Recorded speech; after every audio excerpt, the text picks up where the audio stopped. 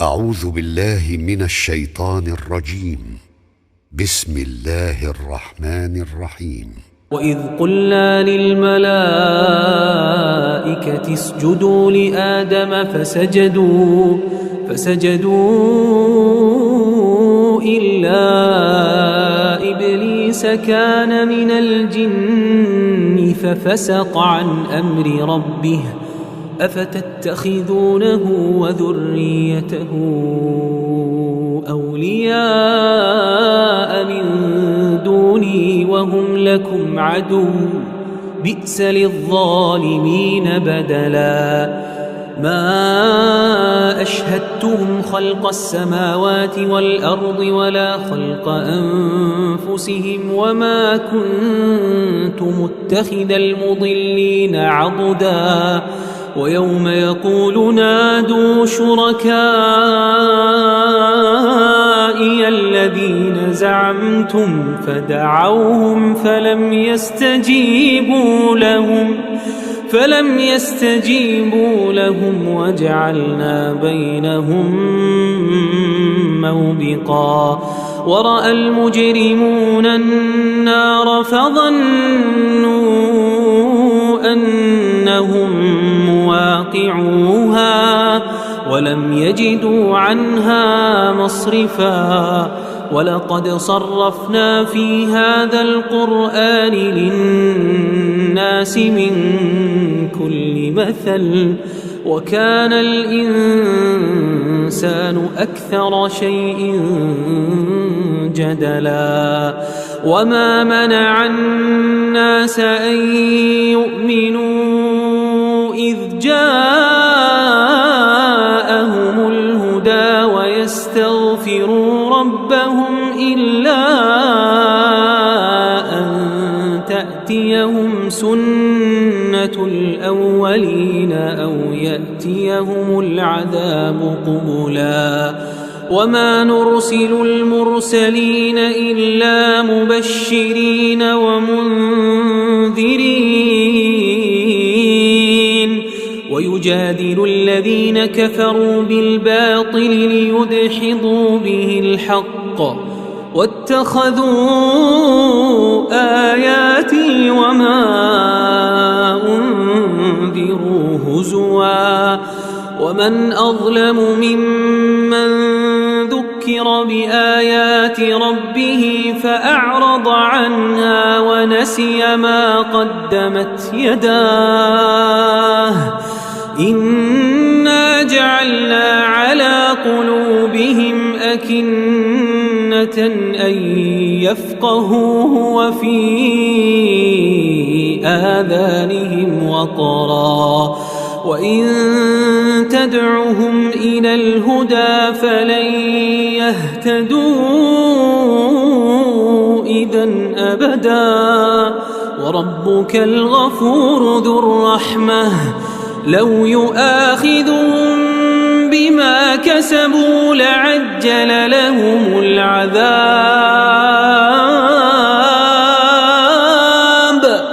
بل لهم موعد لن يجدوا من دونه موئلا وتلك القرى أهلكناهم لما ظلموا وجعلنا لمهلكهم موعدا وإذ قال موسى لفتاه لا أبرح حتى أبلغ مجمع البحرين أو أمضي حقبا فلما بلغا مجمع بينهما نسيا حوتهما فاتخذ سبيله في البحر سربا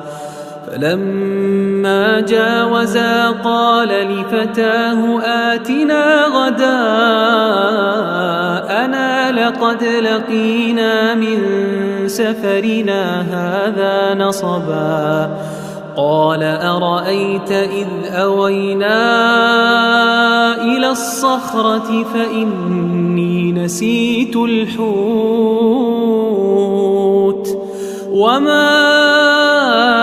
أنسانيه إلا الشيطان أن أذكره واتخذ سبيله في البحر عجبا قال ذلك ما كنا نبغ فارتدا على آثارهما قصصا فوجدا عبدا من عبادنا آتيناه رحمة من عندنا وعلمناه من لدنا علما قال له موسى هل أتبعك على أن تعلمني مما علمت رشدا قال إنك لن تستطيع معي صبرا وكيف تصبر على ما لم تحط به خبرا قال ستجدني إن شاء الله صابرا ولا أعصي لك أمرا قال فإن اتبعتني فلا تسألني عن شيء حتى أحدث لك منه ذكرا فانطلقا حتى إذا ركبا في السفينة خرقها قال أخرقتها لتغرق أهلها لقد جئت شيئا إمرا قال ألم أقل إنك لن تستطيع معي صبرا قال لا تؤاخذني بما نسيت ولا ترهقني من أمري عسرا فانطلقا حتى إذا لقيا غلاما فقتله قال أقتلت نفسا زكية بغير نفس لقد جئت شيئا نكرا قال ألم أقل لك إنك لن تستطيع معي صبرا قال إن سألتك عن شيء بعدها فلا تصاحبني قد بلغت من لدني عذرا فانطلقا حتى إذا أتيا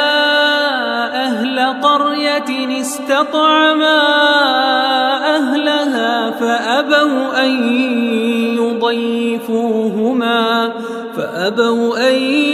يضيفوهما فوجدا فيها جدارا يريد أن ينقض فأقامه قال لو شئت لاتخذت عليه أجرا قال هذا فراق بيني وبينك سأنبئك بتأويل ما لم تستطع عليه صبرا أما السفينة فكانت لمساكين يعملون في البحر فأردت أن أعيبها وكان وراءهم ملك يأخذ كل سفينة غصبا وأما الغلام فكان أبواه مؤمنين فخشينا أن يرهقهما طغيانا وكفرا فأردنا أن يبدلهما ربهما خيرا منه زكاة وأقرب رحما وأما الجدار فكان لغلامين يتيمين في المدينة وكان تحته كنز لهما وكان أبوهما صالحا فأراد ربك أن يبلغا أشدهما ويستخرجا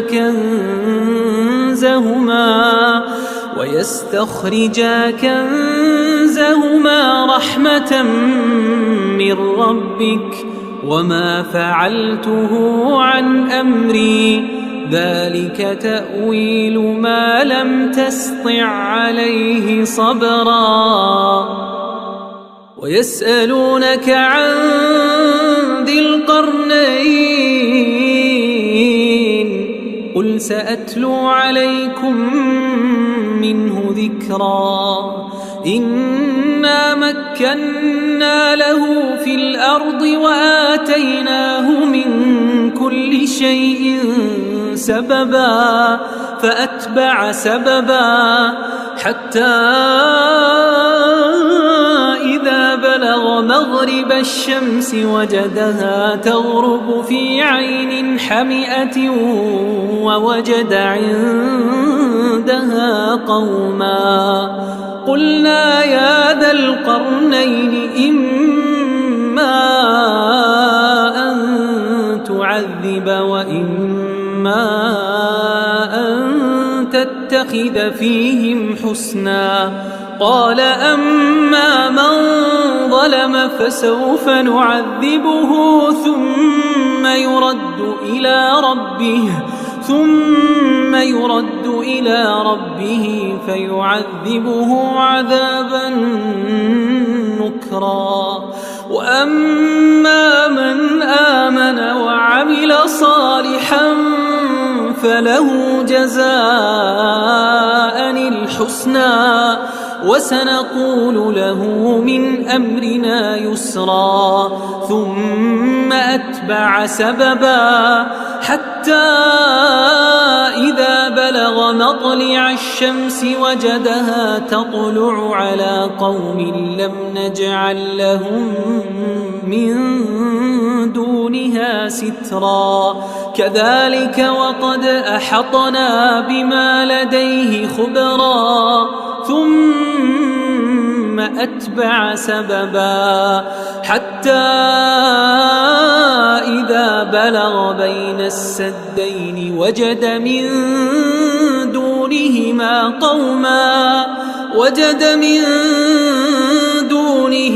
قوما لا يكادون يفقهون قولا قالوا يا ذا القرنين إن يأجوج ومأجوج مفسدون في الأرض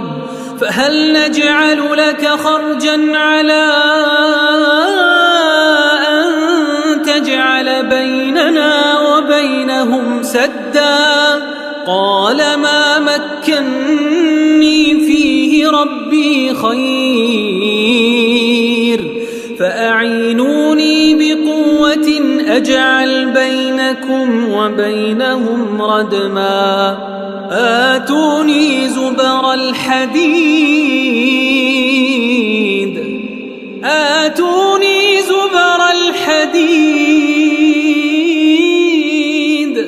حتى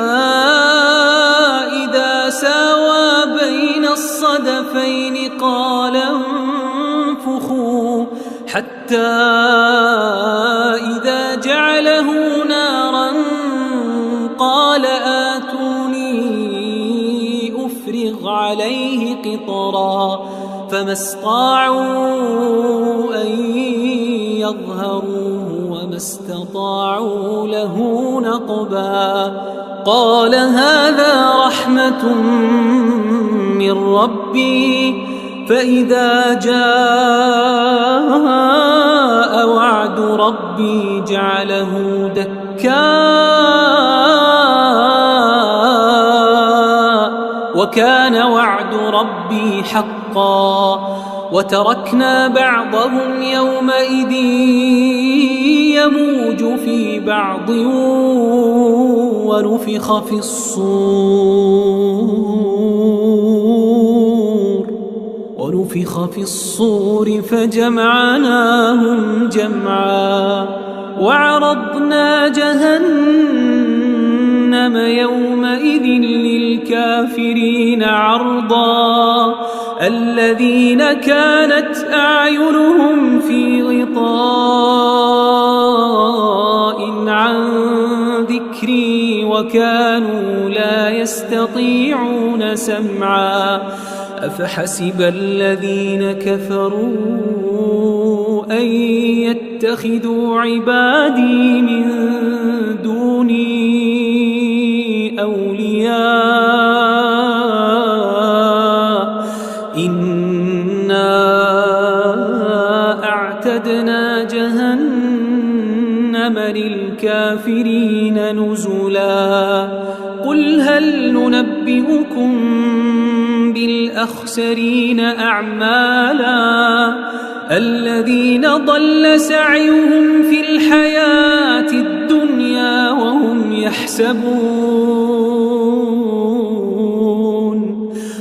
يحسبون أنهم يحسنون صنعا أولئك الذين كفروا بآيات ربهم ولقائه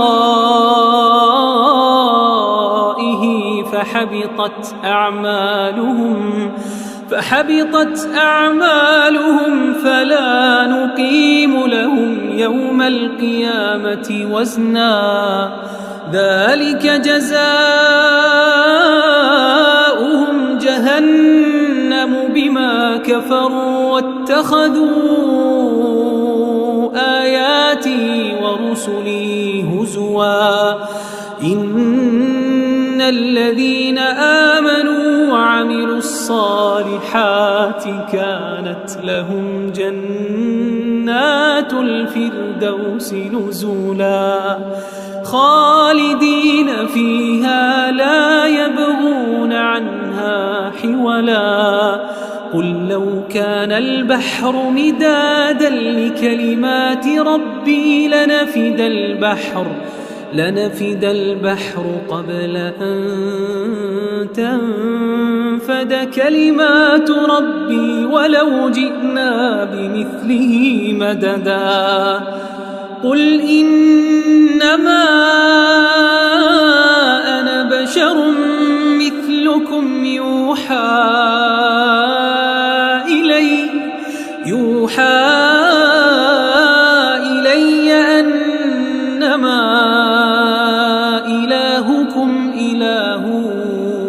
واحد فمن كان يرجو لقاء ربه فليعمل عملا صالحا ولا يشرك بعبادة ربه أحدا.